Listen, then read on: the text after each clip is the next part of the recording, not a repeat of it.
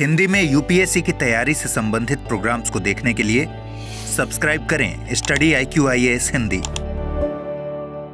नमस्कार, मैं हूं ओम द्विवेदी। स्वागत करता हूं आपका स्टडी IQ IAS हिंदी के इस प्लेटफॉर्म पे और स्वागत है आपका हमारी नई MCQ सीरीज में जिसका नाम है मिशन IAS प्री 2024, जिसके तहत आपको पता है कि हम एक यूपीएससी लेवल के जो क्वेश्चंस हैं उनको यहाँ पर सॉल्व करते हैं और इसमें हमने सारे सब्जेक्ट्स हैं जो वो इसमें हमने टारगेट किया है ताकि आपको हर एक सब्जेक्ट का टच मिलता रहे और आपको ये पता रहे कि यूपीएससी किस तरीके के क्वेश्चन है जो वो पूछता है, किस तरीके से उनको सॉल्व किया जा सकता है। ये सीरीज बहुत ही काम आने वाली है आपकी।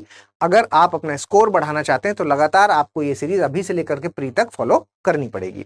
ठीक है, चलिए बिना किसी देरी के शुरू करेंगे हमारा प्रोग्राम। और एक इन्फॉर्मेशन है जो मैं आपको देना चाहता हूं, लेकिन वो इन्फॉर्मेशन मैं अभी जैसे क्वेश्चन शुरू होगा तब दूंगा आपको। उससे पहले मैं एक और इन्फॉर्मेशन दे देता हूं आपको जो कि हमारे P2I बैच से रिलेटेड है। देखिए, हमारा स्पेशल जो लर्निंग डे सेल है वो स्टार्ट हो चुका है और उसके लिए तहत आपको 29,999 पे नहीं करना है। आपको कितना पे करना है? आपको पे करना है 26,999। ध्यान दीजिएगा, 26,999 पे करके आप इसमें एडमिशन ले सकते हैं, लेकिन मात्र 2 दिनों तक ये वैलिड है, 29 तारीख और 30 तारीख। ठीक, 30 तारीख इसकी लास्ट डेट हो जाएगी। यही वाला बैच है जो ये आपको 26,999 में मिल जाएगा। ठीक है, और इसके अलावा जो है वो आपको इसमें आपको पता है कि हिंदी, इंग्लिश और बाइलिंगुअल तीनों भाषाओं में ये कोर्स मौजूद है। ओम लाइव कोड का इस्तेमाल करेंगे तभी ये प्राइस आपको मिल पाएगा। फीचर्स आपको इसके पता है कि हम अपना जो आपका फाउंडेशन करवाते हैं, इसके तहत success in prelims, success in mains और आपका जो आवासीय कार्यक्रम है वो भी इसमें इंक्लूड है। अगर आप प्री पास करते हैं तो आपको आवासीय कार्यक्रम के तहत यहाँ बुला लिया जाता है और फिर आगे का सारा खर्च है जो वो स्टडी IQ वहन करता है। ठीक है, चलिए शुरू करते हैं आज का अपना प्रोग्राम।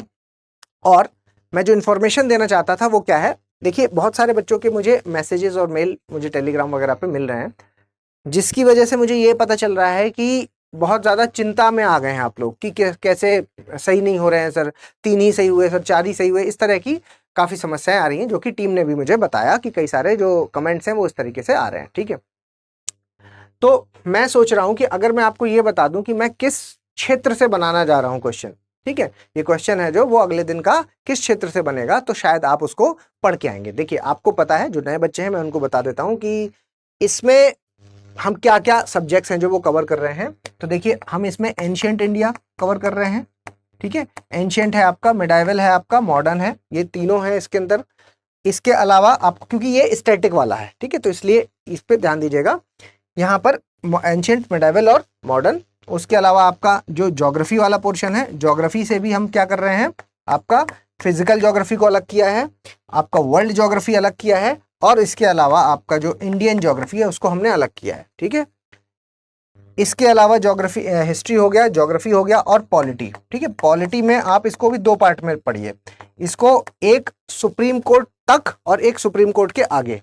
ठीक है, या तो आप ऐसे कर लीजिए कि आपकी जहां से नॉन कॉन्स्टिट्यूशनल बॉडीज शुरू होती हैं, ठीक है, गैर संवैधानिक निकाय जहां से शुरू होते हैं, वहां से उसके आगे का अलग कर दीजिए और पीछे का अलग कर दीजिए। 2 पार्ट में इसको पढ़िए, उसी हिसाब से क्वेश्चन मिलेगा आपको। ठीक है, इसके अलावा साइंस एंड टेक, इकोनॉमी और आपका करंट अफेयर्स। ठीक है, ये वाला जो पोर्शन है ये तो देखिए करंट से जुड़ा हुआ रहेगा, क्योंकि जो करंट में पूछा जा रहा है वहां से ही कोशिश करी जाएगी कि क्वेश्चन बनाए, वैसा ही यूपीएससी का ट्रेंड भी है। ये वाले जो है इनमें भी अगर ऐसा कुछ मिलता है कि हाँ करंट में ऐसा चल रहा है तो वहां पे, अच्छा इसमें एक जो ये क्वेश्चन रह गया आपका एनवायरनमेंट, जो कि हमने यहाँ पर ही इंक्लूड किया है। ठीक है, यहाँ पे ज्योग्राफी के साथ ही हमने एनवायरनमेंट को भी एक रखा है, तो इसमें भी 4 है एनवायरनमेंट।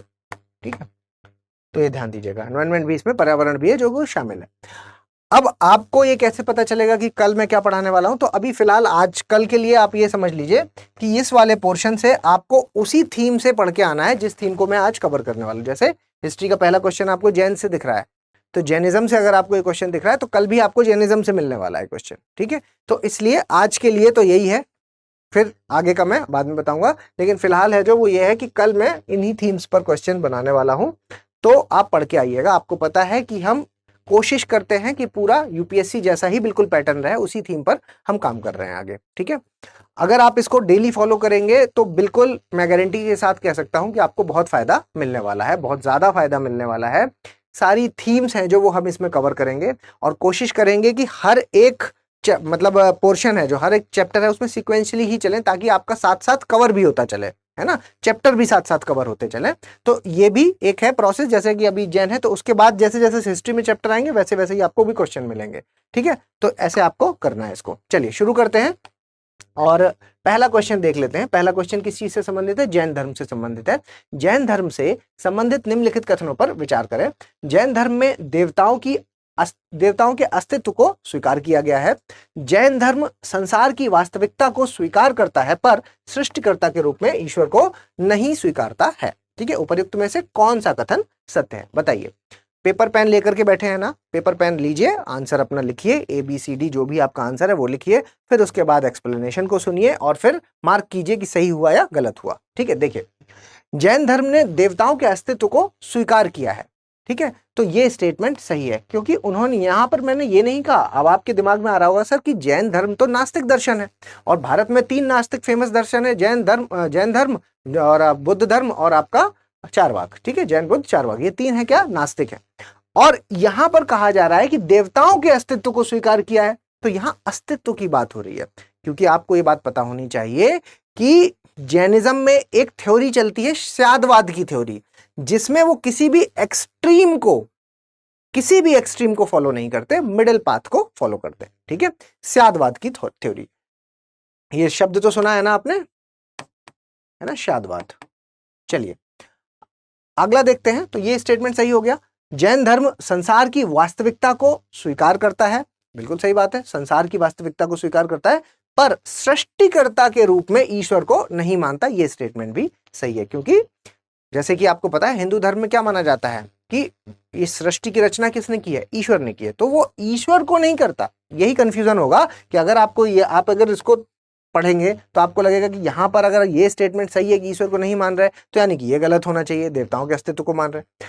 यहां पर पेच यही है, अस्तित्व को मान रहे हैं वो, ठीक है, लेकिन ये नहीं मान रहे कि ये जो ईश्वर है, जो आपका ईश्वर है, मतलब वो ये नहीं कह रहा कि आपके ईश्वर में कोई प्रॉब्लम, कोई दिक्कत नहीं। मैंने बताया ना कि किसी भी एक्सट्रीम को फॉलो नहीं कर रहे हैं, क्योंकि वो किसी भी एक्सट्रीम को फॉलो नहीं कर रहे हैं तो मिडिल पाथ फॉलो कर रहे हैं। तो ना ही उन्हें ना कहना है और ना ही उन्हें पूरी तरीके से किसी चीज को हाँ कहना है और दूसरे को नकारना है, ठीक है। तो दोनों ही स्टेटमेंट यहां पर सही है। आंसर इसका क्या हो जाएगा? सी आंसर हो जाएगा इसका, ठीक है, सी आंसर हो जाएगा। आगे बढ़े, अगला देखिए। निम्नलिखित कथनों पर विचार करें। कुतुबुद्दीन ऐबक दिल्ली का प्रथम अफगान शासक था। उसने कभी सुल्तान की उपाधि धारण नहीं की। ऐबक ने न ही अपने नाम का खुतबा पढ़वाया और ना ही अपने नाम के सिक्के चलाए। उपर्युक्त में से कितने कथन सही हैं? ठीक है, आपको पता है यूपीएससी ने ट्रेंड बदल दिया है। अभी कितने वाला इवन ज्यादा आसान है। पहले क्या होता था कि आपको एलिमिनेट करना होता था कि ये सही है कि नहीं। अब अगर आपको ये आइडिया लग गया है कि ये गलत है, मुझे नहीं पता कि क्यों गलत है, लेकिन गलत है अगर इतना भी लग गया तो यहां से कितने वाले में आप मार्क कर पाते हैं, है ना। चलिए, कुतुबुद्दीन ऐबक दिल्ली का प्रथम अफगान शासक था। बताइए ये स्टेटमेंट सही है गलत है? गलत है ये स्टेटमेंट। क्यों गलत है बताइए, जरा कमेंट कीजिए क्यों गलत है। ये गलत इसलिए है क्योंकि यहां पर अफगान शब्द लिखा है, ठीक है, ये तुर्क शासक था। समझिए इस चीज को। आखिरी तुर्क शासक कौन है? जो आखिरी तुर्क शासक था वो कौन माना जाता है? वो माना जाता है मोहम्मद गोरी, ठीक है, वो मोहम्मद गोरी माना जाता है। और ये है जो ये मतलब मोहम्मद गोरी के अपने साथ क्या कई सारे दास लेकर के आया था। और अचानक से जब 1206 में मोहम्मद गोरी की मृत्यु हो गई तो उसके बाद जनता के कहने पर आपके जो कुतुबुद्दीन ऐबक हैं उन्होंने इसको संभाला, गद्दी को संभाला। लेकिन उन्होंने कभी सुल्तान की उपाधि नहीं धारण की है, ठीक है। सुल्तान की, अब आप सोच रहे होंगे ना कि सर एक तरफ आप कह रहे हो कि ये तुर्क शासक था, ठीक है, और एक तरफ आप कह रहे हो कि ये आखिरी था मोहम्मद गोरी के लिए, ठीक है, और यहां पर है जो कुतुबुद्दीन ऐबक दिल्ली का प्रथम अफगान शासक था, ये भी कह रहे हो आप, ठीक है। तो इसलिए ही ये स्टेटमेंट गलत है। वैसे शासन इसी ने किया, लेकिन क्योंकि सुल्तान की उपाधि को धारण नहीं किया इन्होंने कभी, तो इसलिए ये स्टेटमेंट तो गलत हो गया क्योंकि ये टर्किश हो गए। उसके बाद सुल्तान की उपाधि को भी धारण नहीं किया। कौन सी उपाधियां थी जिनके साथ इन्होंने काम चलाया? तो सिपाह सलार, ठीक है, सिपाह सलार की उपाधि है जो वो आप लिख सकते हैं, ठीक है, सिपाह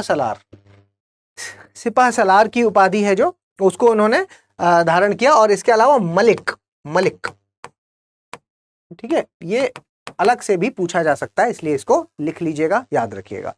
ऐबक ने ना ही अपने नाम के खुतबा पढ़वाया और ना ही सिक्के चलवाए, ये स्टेटमेंट भी बिल्कुल सही है। तो यहां पर आपका जो 2 स्टेटमेंट यहां सही हो गए और एक गलत, तो बी आंसर हो जाएगा इसका। ठीक है, चलिए आगे बढ़ते हैं। निम्नलिखित घटनाओं पर विचार करें। मनिहारी का युद्ध, कोलकाता पर आक्रमण, कालकोठरी त्रासदी और आपका जो अलीनगर की संधि है। ठीक है, तो आपको ये अरेंज करना है, ये बताना है कि कौन सी घटना पहले हुई, कौन सी उसके बाद हुई। ठीक, मनिहारी का युद्ध कब हुआ? मनिहारी का जो युद्ध है वो हुआ है 1756 में।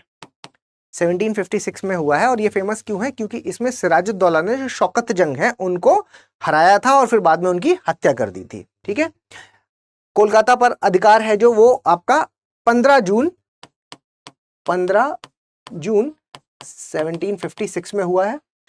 और इसके बाद कालकोठरी त्रासदी है जो, है ना, ये कब हुई है? ये हुई है 20-21, 2 डेट मैं क्यों लिख रहा हूं अभी बताता हूं। 20-21 जून 1756। ठीक है, ये 2 डेट लिखने के पीछे का कारण यही है कि जब फोर्ट विलियम का पतन हुआ तो उसके बाद लगभग 440, है ना, इस डेटा पर मत जाइएगा, डेटा याद नहीं रखना है आपको, लगभग 440 जो कैदी थे उनको एक छोटी सी कोठरी में बंद कर दिया। और वो कोठरी में इतना ज्यादा सफोकेशन था जिसकी वजह से बहुत से लोगों की मौत हो गई। जब अगले दिन वो कोठरी खोली गई तो 21 लोग हैं जो वो जिंदा पाए गए। ठीक है, तो ये अपने आप में एक धब्बा माना जाता है। कालकोठरी त्रासदी, ब्लैक होल ट्रेजेडी भी इसको कहा जाता है। हालांकि कई सारे हिस्टोरियंस हैं जो इसको नकार देते हैं कि ऐसा कोई घटना हुई ही नहीं है। ठीक है, चलिए चौथी क्या है? अलीनगर की संधि। ये 1757 की घटना है, 1757। अलीनगर की संधि में जो आपका कंपनी के जो व्यापारिक रूल्स वगैरह थे उनको एक्सेप्टेंस मिल गई थी। ठीक है, उन्होंने एक्सेप्ट कर लिया था, किसने? नवाब ने उनको एक्सेप्ट कर लिया था, तो इसलिए अलीनगर की संधि मानी जाती है 1757। तो आप देखेंगे तो क्रम क्या है इसका? ए हो जाएगा आंसर इसका। ठीक है, ए इसका आंसर हो जाएगा, सही क्रम में ही ये सारे लगे हुए हैं। चलें आगे बढ़े। निम्नलिखित कथनों पर विचार करें। 1781 में लॉर्ड वेलेस्ली ने कोलकाता मदरसा की स्थापना की। कोलकाता मदरसा मतलब कलकत्ता बोलते थे तब। ठीक है, कलकत्ता मदरसा में फारसी और अरबी का अध्ययन होता था।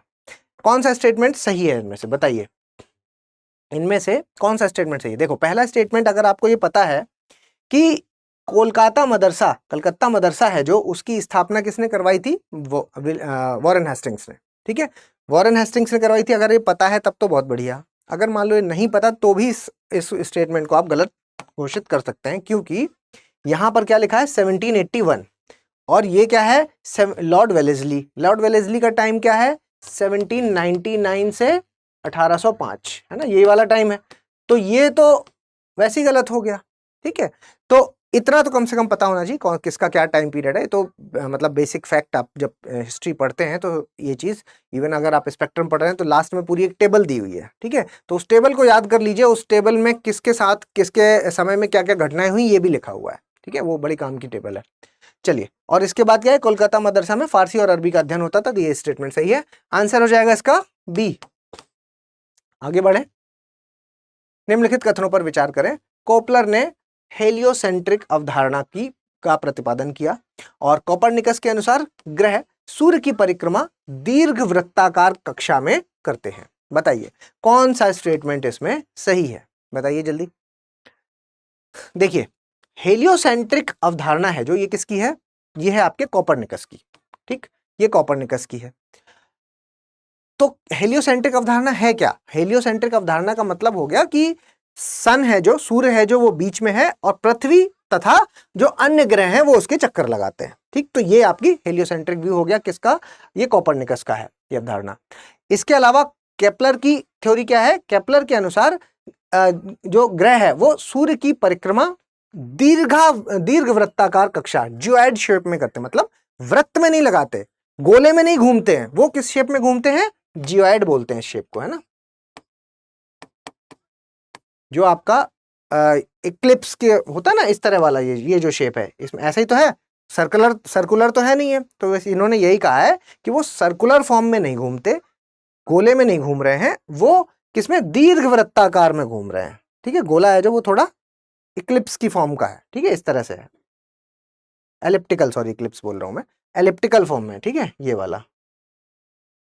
ठीक है, तो इसको बेसिकली जो शेप कहते हैं जिसमें चक्कर लगाते हैं ना, उसको अब क्या शब्द है अलग से है, जियोइड शेप कहा जाता है इसका। ठीक, ये भी याद रखिएगा। तो आंसर क्या हो जाएगा इसमें, दोनों ही गलत है, तो डी आंसर हो जाएगा। ठीक है, अगला देखिए, निम्नलिखित स्थानीय हवाओं पर विचार करें। यामो, ब्लैक रोलर और ब्रिक फिल्डर, इनमें से कितनी स्थानीय हवा गर्म और शुष्क है? कितनी पूछा जा रहा है, ध्यान रखिएगा, कितनी है ना। बताइए, गर्म और शुष्क कौन कौन सी है? यामो कहाँ की है? जापान की। Black roller north America. ठीक है, और ब्रिक फिल्डर ये कहाँ की है? ये आपकी ऑस्ट्रेलिया। ठीक है, और तीनों ही आपकी गर्म हवा, गर्म एवं शुष्क हवाएं, तो आंसर हो जाएगा इसका सी। अगला देखिए, निम्नलिखित कथनों पर विचार करें। 8 डिग्री चैनल मिनिकॉय द्वीप को लक्षद्वीप द्वीप समूह से अलग करता है। कल्पेनी, सुहेली पार, मलिकू अटोल और अमनदीवी उपसमूह मिलकर केंद्र शासित प्रदेश लक्षद्वीप बनाते हैं। कौन सा कथन सत्य है? बताइए, कौन सा कथन सत्य है? यहां पर पहला गलत है, क्योंकि ये क्या है, 8 डिग्री चैनल नहीं है, ये 9 डिग्री चैनल होना चाहिए यहाँ पर। ठीक है, 9 डिग्री चैनल है जो वो मिनिकॉय द्वीप को लक्षद्वीप से अलग करता है, और ये वाला जो स्टेटमेंट है ये बिल्कुल सही है। तो आंसर क्या हो जाएगा इसका? बी आंसर हो जाएगा, केवल 2। ठीक है, आगे बढ़े। निम्नलिखित कथनों पर विचार करें। वर्ष 1998 में ऑपरेशन कच्छप की शुरुआत की गई। ओलिव रेडले समुद्री कच्छप IUCN की रेड लिस्ट की सुभेद्य श्रेणी में आते हैं। उड़ीसा के तट पर विश्व के लगभग आधे olive ridley turtle, olive ridley समुद्री कछुए हैं जो उनका आवास है। बताइए कितने कथन इसमें से सही है? बताइए, ये मैंने पढ़ाया भी है पेड में आपको, मैंने ऑलिव रेडले टर्टल है के बारे में पढ़ाया है अभी रिसेंटली, ये न्यूज में था जब, ये मैंने आपको पढ़ाया है, इसलिए पेड वाले स्टूडेंट इसको गलत ना करें। चलिए देखिए, वर्ष 1998 में, और अगर किसी ने नहीं भी पढ़ा, कोई नया बच्चा है जिसने अभी रिसेंटली ज्वाइन किया है, तो आप टेंशन ना लें, अगर न्यूज में आएगा तो हम वापस से इसको डिस्कस करेंगे, नहीं आएगा तो जब मनीष सर आपको एनवायरनमेंट पढ़ाएंगे तो वो पढ़ा देंगे इस चीज को। ठीक है, छूटेगा आपका कुछ नहीं। ठीक, वर्ष 1998 में ऑपरेशन टर्टल है जो वो स्टार्ट हुआ, बिल्कुल सही स्टेटमेंट है। ऑलिव रेडले टर्टल कच्छप IUCN की लिस्ट में क्या है? वुलनरेबल कैटेगरी में है, बिल्कुल सही स्टेटमेंट है। ठीक है, और उड़ीसा के तट में विश्व के लगभग आधे ऑलिव रेडले टर्टल हैं जो इनका आवास है। देखो होता क्या है कि ये जो उड़ीसा के तट में रुष्कुलिया नदी आपने सुना होगा, तो रुष्कुलिया नदी के पास से जो वहां पर जो बीच है उन पे वो आते हैं वहां पर, और एक अरीबाडा टेक्निक, हैचिंग की टेक्निक है जिसका नाम क्या है? अरीबाडा। ठीक है, उस टेक्निक से ये हैचिंग करने के लिए वहां पर आते हैं। अब ये न्यूज में क्यों था? ये न्यूज में इसलिए था क्योंकि प्लास्टिक पॉल्यूशन की वजह से उस जगह पे बहुत ज्यादा डिस्टरबेंस हुआ है, और जब क्योंकि वहां पर डिस्टरबेंस हुआ है तो इसकी वजह से इस बार काफी कम कछुए वहां पर देखने को मिले। ठीक है, तो ये कहा जा रहा है कि भाई इस जगह को साफ रखना होगा, बीच वगैरह को साफ रखना होगा। ठीक है, तो ताकि ये जो बायोडाइवर्सिटी है जो उसको कोई खतरा ना हो। ठीक, तो याद रखिएगा ये सब चीजें। तो ये उड़ीसा की बात है, ये भी याद रखिएगा। ठीक, ये वैसे लिखा हुआ है यहाँ पर। ठीक, तो तीनों ही सही है, सी आंसर हो जाएगा, सभी 3। ठीक है, भारतीय संविधान से संबंधित कथनों पर विचार करें। भारत का संविधान संघीय सरकार की स्थापना करता है। भारतीय संविधान में संघीय शब्द का इस्तेमाल अनुच्छेद 1 में केवल एक बार किया गया है। भारतीय संविधान केंद्र और राज्यों को अलग अलग शक्तियां मिलती हैं। भारतीय संविधान में केंद्र और राज्यों को अलग अलग शक्तियां मिलती हैं, इसलिए यह केंद्रोन्मुख संविधान नहीं है। उपर्युक्त में से कितने कथन सत्य हैं? बताइए कितने सही हैं इसमें? बताइए। देखिए, पहला स्टेटमेंट, भारत का संविधान संघीय सरकार की स्थापना करता है, बिल्कुल सही है, क्योंकि संघ का मतलब क्या हुआ? संघीय सरकार का मतलब एक सेंटर होगा और एक स्टेट होगा, एक केंद्र होगा और एक राज्य होगा, तो ऐसा है हमारे यहाँ। भारतीय संविधान में संघीय शब्द का इस्तेमाल अनुच्छेद 1 में केवल एक बार। देखो ये स्टेटमेंट गलत है क्योंकि इस शब्द का इस्तेमाल नहीं हुआ है। ठीक है, तो ये स्टेटमेंट यहां पर गलत है। जो चीज वहां पर लिखी हुई है वो क्या लिखी है आर्टिकल 1 में, भारत अर्थात इंडिया राज्यों का एक संघ है, लेकिन ऐसा कुछ नहीं लिखा हुआ है कि संघीय सरकार टाइप से है ना, कि हमें ये पता चले कि हम फेडरल स्ट्रक्चर है, ठीक, वो हमने इंटरप्रेट किया है, ऐसा लिखा नहीं है कहीं, ठीक है, क्योंकि हमारे यहाँ वही चीज फॉलो हो रही है, वही सीक्वेंस फॉलो हो रही है, ठीक है। आपने पढ़ा भी होगा कि अलग अलग थिंकर्स ने अलग अलग बात बोली, क्वासी फेडरल बोला है किन्होंने, ग्रेविन ऑस्टिन ने, है ना। तो ये वाला स्टेटमेंट हो गया आपका गलत। तीसरा देखते हैं, भारतीय संविधान केंद्र और राज्यों को अलग अलग शक्तियां मिलती है, इसलिए यह केंद्रोन्मुख संविधान नहीं है, केंद्रोन्मुख संविधान नहीं है, ये स्टेटमेंट भी गलत हो जाएगा। ये केंद्रोन्मुख संविधान है, क्योंकि ये बात सही है कि अलग अलग शक्तियां मिलती है, लेकिन फिर भी जब ऐसे कोई समस्या आती है या ऐसी कोई सिचुएशन आती है जिसमें कि सेंटर और स्टेट ने एक ही नियम बना दिया है, और फिर कौन सा नियम फॉलो होगा, तो फिर क्या होगा कि केंद्र के द्वारा जो बनाया हुआ नियम है वो फॉलो किया जाता है, ठीक है। और मतलब क्या है कि मोस्ट इंपॉर्टेंट पावर्स हैं जो वो किसके पास है, वो केंद्र के पास है, तो केंद्र को क्या है स्ट्रॉन्ग सेंटर बनाया गया है यहाँ पर, ठीक है। Federal structure with strong centre आप कह सकते हैं, federal structure with strong centre, centre है जो वो हमारा स्ट्रॉन्ग है, ठीक। तो हम कौन सा हो गया यहाँ पर, दो गलत हो गए, एक सही है, तो आंसर क्या हो जाएगा, ए आंसर हो जाएगा इसका, ठीक है। आगे बढ़े, अगला देखिए, नियंत्रक एवं महालेखा परीक्षक के संबंध में कौन सा कथनों पर विचार कीजिए। वह अपने पद से सेवानिवृत्त होने के पश्चात, ठीक है, नियंत्रक एवं महालेखा परीक्षक हैं जो वो अपने पद से सेवानिवृत्त होने के पश्चात भारत सरकार या किसी राज्य सरकार के अधीन कोई पद धारण नहीं कर सकता। दूसरा, इसके वेतन एवं अन्य सेवा शर्तें हैं जो वो संसद द्वारा निर्धारित होती हैं। इनमें से कौन सा कथन है जो वो सत्य है, बताइए। देखिए, ये स्टेटमेंट बिल्कुल सही है, क्योंकि आप आर्टिकल 148 का जो 4th पार्ट है उसमें ये बात लिखी गई है, ठीक है। और इसके वेतन और अन्य सेवा शर्तें हैं जो वो संसद द्वारा ही निर्धारित होती हैं, जबकि इनका जो आप कहेंगे इनकी जो नियुक्ति है वो कौन करते हैं, वो राष्ट्रपति करते हैं, ठीक है, प्रेसिडेंट के द्वारा इनकी नियुक्ति की जाती है, लेकिन जो वेतन और अन्य सेवाएं हैं वो संसद निर्धारित करती है, इसलिए दोनों स्टेटमेंट यहां पर सही हो जाएंगे, सी आंसर हो जाएगा इसका।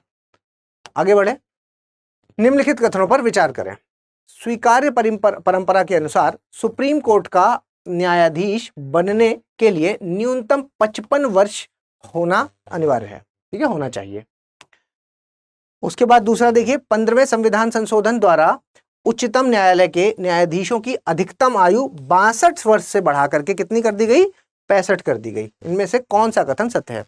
देखिए, ये बात बिल्कुल सही है जो आपके दिमाग में इस वक्त आ रही है। क्या आ रही है बात, ये आपके दिमाग में आ रही है कि भाई मिनिमम एज तो कहीं लिखी ही नहीं है सुप्रीम कोर्ट के जज की कि मिनिमम कम से कम इतने साल का होना चाहिए, ठीक है, तो ये स्टेटमेंट तो गलत होना चाहिए, यहाँ पर 55 बता रहा है, लेकिन यहाँ पर यही बात कह रहा है कि मिनिमम एज कुछ नहीं है संविधान के हिसाब से, लेकिन एक प्रोटोकॉल है जो फॉलो हो रहा है, स्वीकार्य परंपरा है जो फॉलो हो रही है, और उसके अनुसार सुप्रीम कोर्ट का जो न्यायाधीश है उसके बनने की मिनिमम उम्र क्या मानी गई है कि 55 वर्ष होनी चाहिए, ठीक है।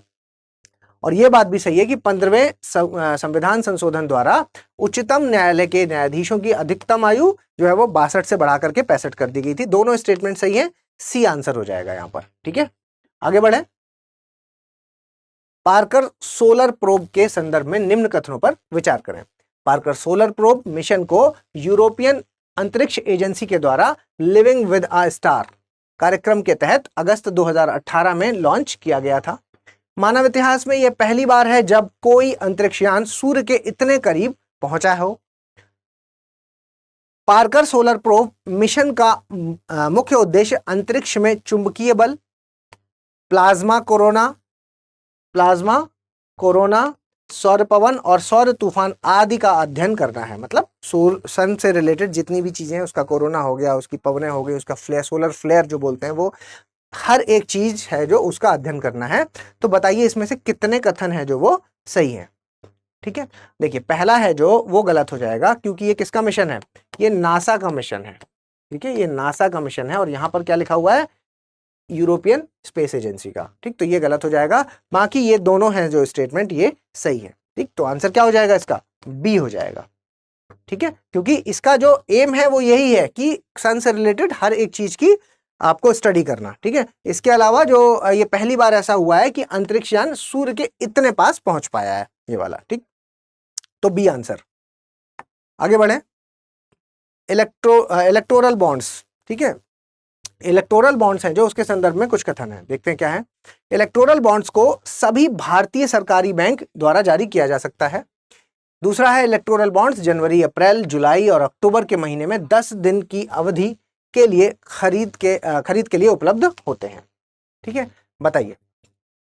देखिए यहां पर ये स्टेटमेंट है जो वो गलत हो जाएगा। क्यों गलत हो जाएगा?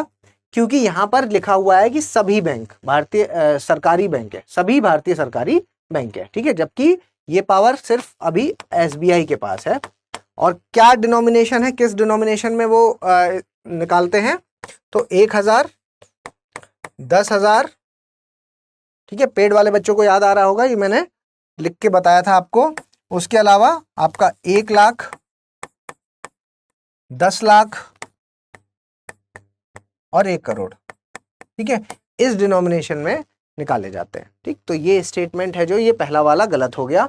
दूसरा वाला स्टेटमेंट है जो, ये बिल्कुल सही है। 10 दिनों की अवधि के लिए खरीद के लिए उपलब्ध होते हैं। ठीक है, तो ये स्टेटमेंट है जो वो सही है, तो आंसर हो जाएगा इसका बी। ठीक है, केवल 2। अगला देखते हैं। अगला क्या है? खबरों में रहा शब्द मिहिर। मिहिर क्या है? उन्नत और उच्च प्रभाव अनुसंधान पर मिशन, नए भारत के नवाचारों के विकास में तेजी लाने से संबंधित मिशन, कश्मीरी केसर को वैश्विक बाजार तक पहुंचाने की पहल और एमएसएमई जो आपका सूक्ष्म लघु मध्यम उद्योग है जो, उससे संबंधित है। मिहिर किससे संबंधित है? तो देखिए ये है आपका उन्नत और उच्च प्रभाव अनुसंधान। ठीक है, अनुसंधान यानी कि रिसर्च से संबंधित है ये, कि जो आपके रिसर्च है उसमें बढ़ावा देना, स्पेशली बिजली के मामले में, है ना, जो आपका विद्युत का मामला है उस मामले में आपका जो रिसर्च है वो लोकल लेवल पे, स्वदेशी स्तर पर उसको बढ़ावा देना, तो ये उससे संबंधित है आपका। क्योंकि आप जानते हैं कि रिसर्च एंड डेवलपमेंट में भारत में बहुत कम, मतलब अभी 0.7% है ना, मात्र 0.7% जीडीपी का जो है वो डाला जाता है। ठीक है, उसके बाद अभी हालांकि अगले 5 साल के लिए 50,000 करोड़ जो है वो डाला गया है। ठीक है, और इसको क्या बढ़ावा देना है। ठीक है, रिसर्च एंड डेवलपमेंट को बढ़ावा देना है। तो ये किससे संबंधित है? आपका उन्नत और उच्च प्रभाव अनुसंधान पर मिशन है। अगला देखिए, ग्लोबल जेंडर गैप रिपोर्ट 2023 के संदर्भ में निम्न कथनों पर विचार करें। विश्व बैंक द्वारा ग्लोबल जेंडर गैप रिपोर्ट जारी की जाती है। रिपोर्ट 5 मुख्य सूचकांकों पर वैश्विक लैंगिक समानता का मूल्यांकन करती है। उसके अलावा रिपोर्ट में भारत को 135वां स्थान दिया गया है। ठीक है, तो क्या है, कितने कथन इसमें सही है ये बताना है आपको। देखिए पहला स्टेटमेंट पढ़िए, विश्व बैंक द्वारा ग्लोबल जेंडर गैप रिपोर्ट जारी की जाती है, तो गलत है, क्योंकि ये कौन जारी करता है? World economic forum. ठीक है, वर्ल्ड इकोनॉमिक फोरम इसको जारी करती है, ना कि वर्ल्ड बैंक, तो ये हो गया गलत। 5 मुख्य सूचकांक हैं जिसके बेसिस पर इसको किया जाता है, तो ये भी गलत हो जाएगा, क्योंकि सूचकांक कितने हैं? 4 हैं। ठीक है, मेनली 4 सूचकांक है। एक इसका आर्थिक भागीदारी, ठीक है, आर्थिक भागीदारी,